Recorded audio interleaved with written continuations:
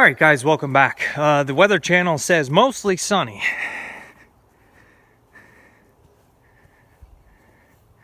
But in reality, the sun has been out very little today. I am dealing with the slowest drying hay, I think, this year. Today is actually day 4. And it is still wet. So I am hoping we get some sun and I can get this baled without any sun, and it's cooler. It's a lot cooler than it was. But anyway, I've done videos on this International 45 Vibrashank before. I did an overview video on it, but one thing I noticed was every single video that I did on this rusty piece of equipment that I bought, every single video is in the dark, and you can't see it very well. I didn't do any videos of using it in the field. That was before I was on YouTube.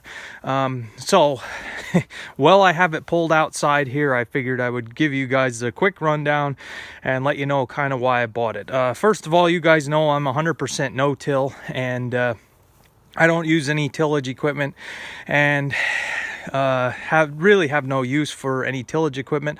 I've done videos as to why I'm a no-till farmer, why I can't be a tillage farmer with the hills and all the erosion and all that kind of stuff. But that being said, when I started, I figured I better get one piece of tillage equipment on account of ruts or places where it might wash, or if the planter and the tractor make ruts, if the combine makes ruts, anything that's going to put any type of ruts in the ground and mess up the ground, I need to have a piece of tillage equipment to straighten it out. So I didn't want to buy a chisel plow because for fixing ruts, depending on how deep the ruts are, it's not necessary. A disc is all right, but it doesn't really...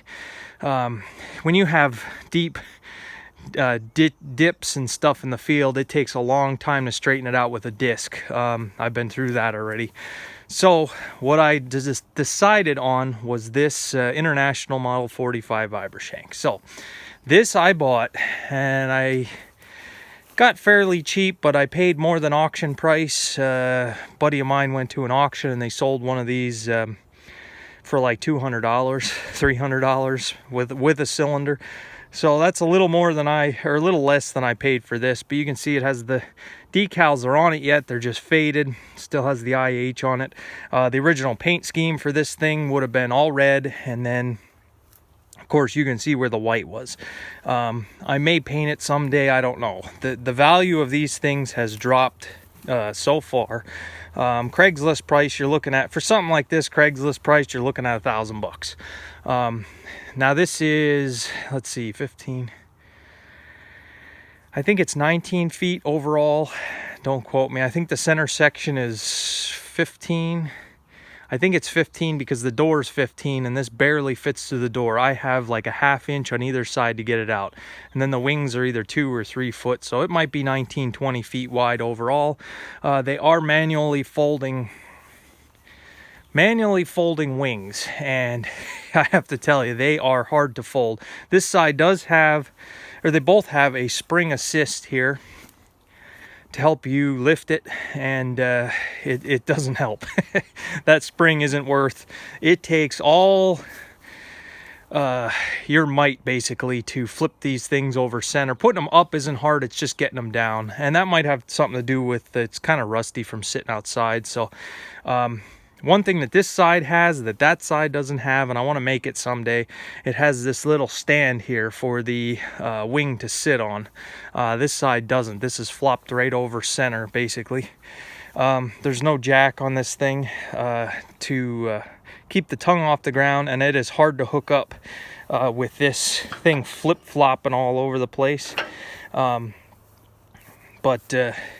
The cylinder was a used cylinder I got for it. Didn't have a cylinder when I bought it. Anyway, the reason I bought it, this does not have hardly any wear on it whatsoever.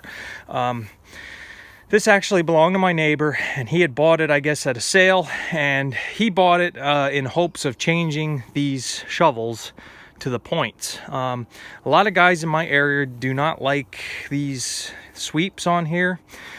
Because they pull up too much rocks. When you're in all the rocky terrain like we are, I mean, it's nothing but rocks. Wider sweeps tend to pull up more rocks, and guys just want this single tooth. So he was going to change all these teeth on this thing, and he just never, or he priced what the teeth were, and I counted one time, there's like 50 of these things, and it was going to cost a fortune. It was going to cost more than the tillage tool, more than he paid for it. So he used it a little bit, but he didn't like it, like I say, because it pulls up too many rocks. It's the same thing with tillage guys around here that do chisel plowing.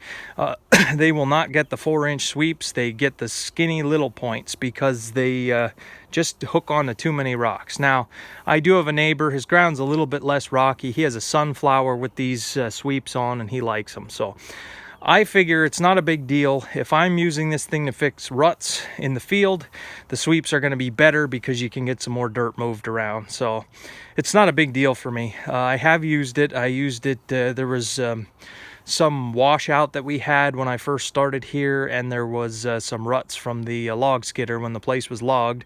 Compaction, I should say, that the ground was just, you could see right where the skidder drove constantly through the field. So I took the 986 in this, and I just used the center section so I could bury this thing to get all the ruts cleaned up, the skidder trail, and it did a pretty nice job.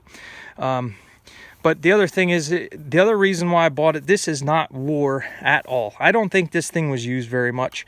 A lot of times on these Vibra-Shanks, it wears right in here. Let me show you kind of what the assembly looks like here. You can see there's a bolt that goes through, and then there's a spring under here. It's a pretty heavy-duty spring, and then there's a pin. It wears right in there, and it wears in this bolt, and you get side-to-side play, and that comes from turning with it real hard with it in the ground. This looks like it was even a new point here, but these do not have any side play whatsoever. These are solid. This thing has probably done, I don't know, if I had to guess, probably 100 acres or less in its life. That's why I bought it. It was real nice shape. I knew I wasn't going to have to do any work to it. It is missing a few things. Like I say, there's a place for another point, and this side it's missing. There are 4 tines on that wing, whereas there's only 3 on this wing, so it's missing an assembly. Probably right here is where it would go. I do have a neighbor that has about 4 of these things, and that's what he used, but he probably would have some parts for it if I really wanted to fix it up. I actually went with him. There's a 3.1 of these for sale down at Wangers of Myerstown. He bought for parts for $300, and I went with my gooseneck and got it for him. I think he said he wanted to sell it. If I really wanted a parts machine, that one would be nice. But anyway, the reason why I wouldn't use, if I was a tillage farmer, I wouldn't use this. I wouldn't use it because it doesn't have the mulcher on the back, and that makes a huge difference. A lot of guys have the mulcher on the back. My neighbor does. Basically, it's a frame that comes back. You have teeth that go this way and this way, and then there's little like metal tines that it pulls through, and it does an excellent job. This will work if it's lumpy. You could chisel technically in our soils without being any type of sod, and the way our soils are, you could chisel plow and you could go right after with this thing and not have to disc, mainly because our soils aren't like that you would need a disc. They're just not, unless you're doing sod, they're just not the type of soils that are clumpy or balled up. It's hard to get to that type of soil, but with this, the mulcher would make a huge difference. We can't use rolling baskets here. Guys have tried to use the rolling baskets, and the problem is they fill up with rocks, and before you know it, you have a rock roller. So, like I say, it's just something to deal with the rocks.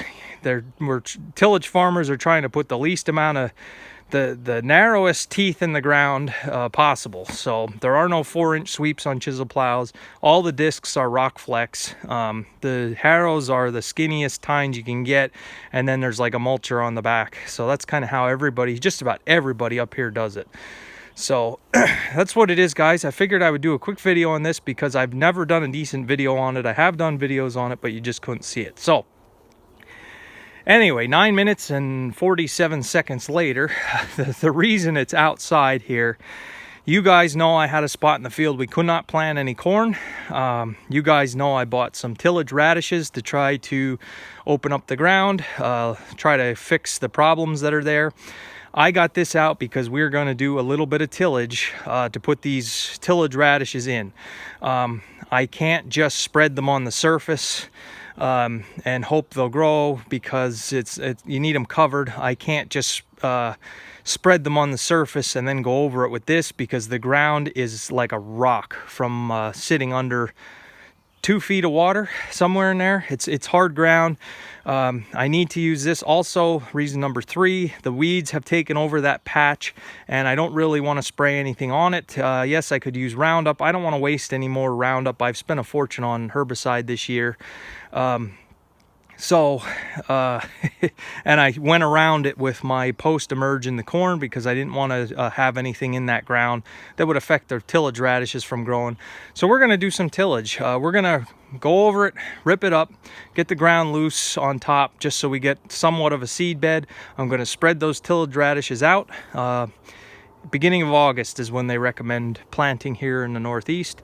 And then after they're spread, I have a guy that has a drag, like a chain drag type of thing, that's going to use to cover it. I don't want to be driving around with this trying to cover it. They don't need to be very deep. Excuse me. So he's going to take that chain drag over the top of it to cover everything. So stay tuned. You will see some tillage here on PA Farms. Doesn't happen very often, so I guess you could say it's a very special moment. So anyway, I have it sitting outside here. I have it sprayed with diesel fuel and old engine oil to help keep everything from, I know it sat out where it was. This still has the original tires on it, the original implement tires. They are getting cracked a little bit, but it's just amazing to me how well this thing was preserved, and that's why I bought it. And I didn't pay a whole lot for it, so it's a real good fit for my operation. That's what I like. Very low use, cheap. So I seem to stumble on those type of deals very often, and I'm really looking for stuff like that. So anyway, guys, just a quick video here to mix in with everything else. I thank you for watching. If anybody has any questions, feel free to comment. So maybe today we'll get baling some of this hay.